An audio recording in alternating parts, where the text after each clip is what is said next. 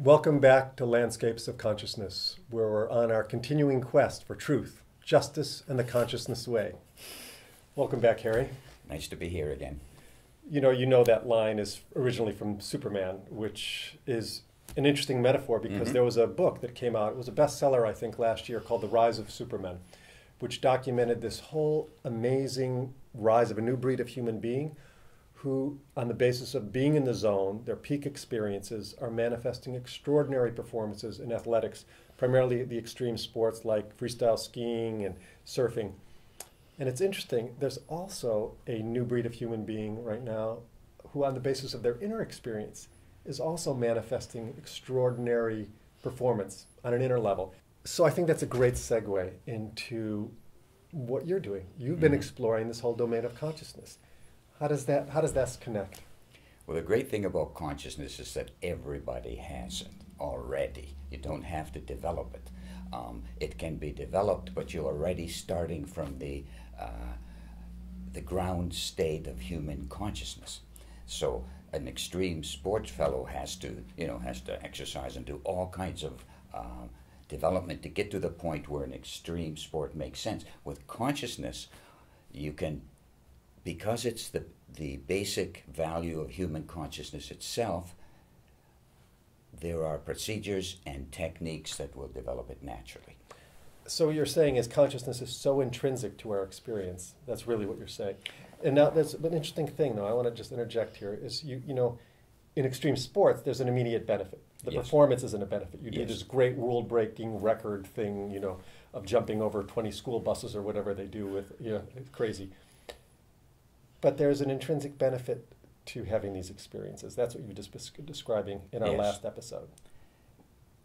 So if somebody jumps over, 30 buses, that's one experience, and it starts and it's over in 10 seconds. With consciousness, it doesn't ever have to be over. The benefits of developing consciousness are permanent, 24 hours a day. So everything that we do, every experience we had, we do it for even our visual sight. There's information coming back. There's always something happening to every experience we have. With most experiences, it's a momentary. With vision, you see something, and then you look over there, you see something else, you hear something. It's a very natural process. Consciousness itself, pure consciousness itself, is just as natural as any experience. Define pure consciousness again. We've done it before, but I want to just nail it right here again.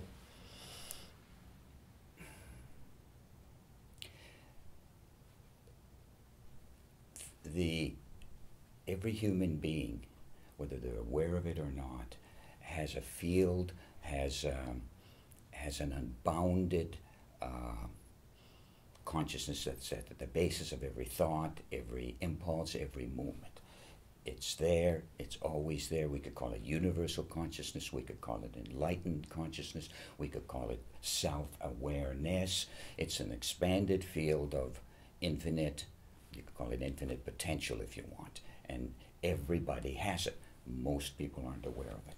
Right.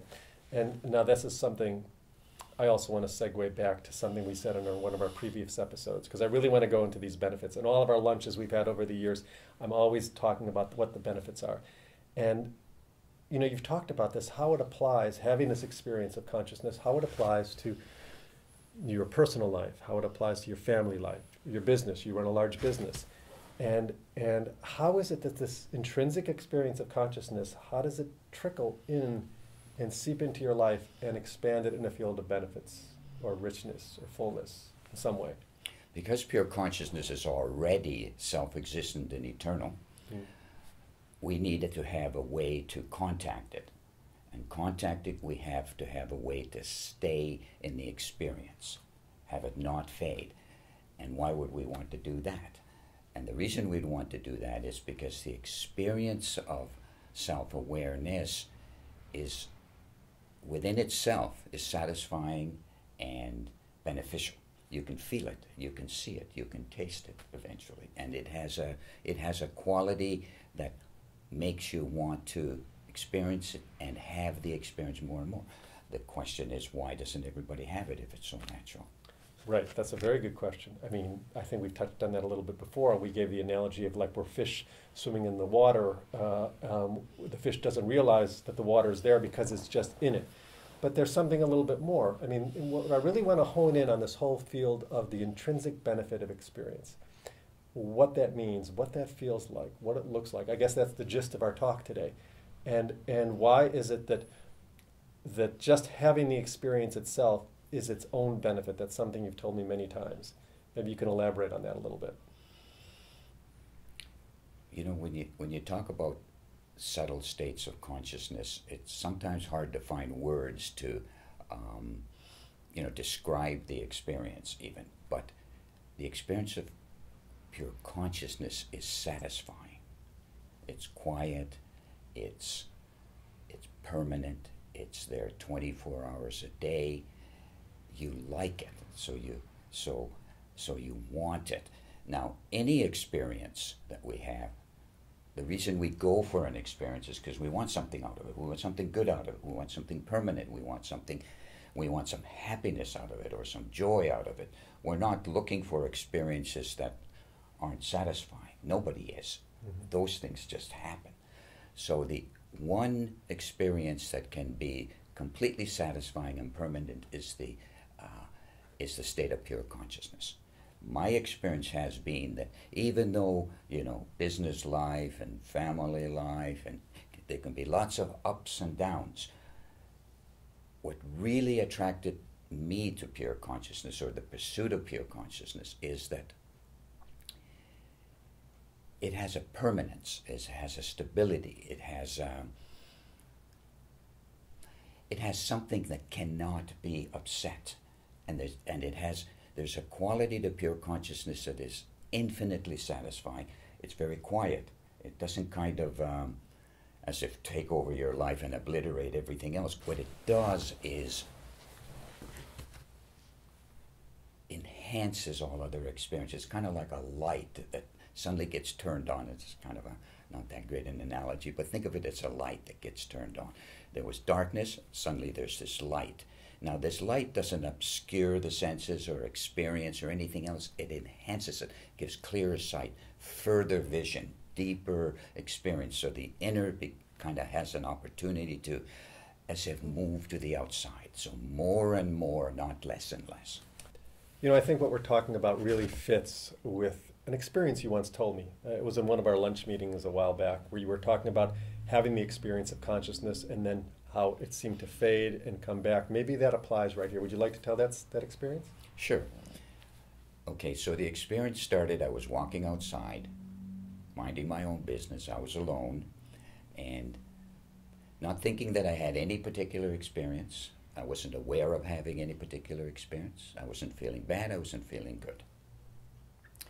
And suddenly my consciousness began to shrink, get smaller. Of course, the thought raced through my mind, what is happening? How can anything be getting smaller? There wasn't anything there to experience a moment ago. However, it got smaller and smaller, denser and denser. I felt worse and worse for no reason at all. And it's as if my consciousness of the environment, I could still see and walk and all that, no problem. But it was as if I'd have to say expanded consciousness disappeared, became a point. There was no connection. It's like I had lost myself. It was like I was a nobody, nothing, a zero.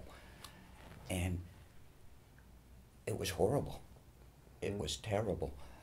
It's probably the worst experience I've ever had. I mean, it doesn't sound bad, but it was bad, I assure you. And here I was walking outside, and I said, I sure hope this doesn't last. And when I thought that, something started expanding again very slowly. It took about 10 minutes to expand out again and become my normal experience. And I said, whoa, great. But that started me thinking, what was it that I actually lost? There didn't seem to be anything there, and yet when it was gone, man, I noticed it. And I realized that my experience is normally expanded. It's normally a sense of lightness, a sense of inner contentment, expansion, and so forth, and except that I wasn't even aware I was having it. That's kind of unusual, isn't it? Yeah, I mean, it reminds me of that. So what you really are saying, in a way, that when this receded back into the background, and then when it came back, you realized just that. Well, it reminds me of the song by Melanie, Paving Paradise. You don't know what you got till it's gone. I mean, in a way, that's happened. You didn't know what you got until it was gone. But you know, it's a wonderful. I'm so glad I had that experience, because after that, it was much easier for me to notice that there was this expansion, there was this pure consciousness, there was this normal state, which I considered the normal state. Whatever I had when it shrunk was not a normal state for anybody. What is my normal state, and what is everybody's normal state, is this expanded, unbounded consciousness that kind of sits there and can be known, can be experienced, and can be acquired. You know, I have a question. Just how did you even know, really, to begin to look inward to these level of experiences in the first place? You know, you mentioned about some techniques and stuff in the beginning. How did you know to look inside, for starters? Well, I started meditating in something like 1973 or 4 or something, doing transcendental meditation. And I had been having experiences prior to that as well, but I won't get into that right this moment. But when I started meditating and doing the TM technique, my consciousness, it was interesting. It wasn't just my consciousness, the knowledge level of my consciousness, the understanding level of my consciousness. I was having an experience prior to meditation, but as soon as I started meditating and doing specific techniques every day, twice a day, I started understanding what I was experiencing. And as soon as you understand what you're experiencing, the experience is maybe tenfold greater. It's like you suddenly know what you got. You suddenly know what you realize. It's you suddenly know you have a bank account and you can use it. You have the key to using it. I mean, that reminds me of that famous Zen quote. You know, before enlightenment, chop wood, carry water. After enlightenment, chop wood, carry water. So it's the same action. What's different? It's this knowledge component you're talking about. How does that change the experience itself? Well, you know, it's kind of interesting because you've heard me say that everybody has this experience. It's everybody's basic state of consciousness, yet they're not aware of it.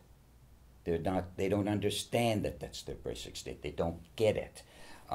The getting of the experience of expanded consciousness is the realization that you have it. So the knowledge reveals it and says, aha, that's what that is. Now, maybe it's so subtle, maybe it's so in the background, maybe we're overshadowed by the ups and downs of our daily lives. The realization that there is that field is more than half the experience. Experience and understanding of the experience, they go together. They're intrinsic to each other.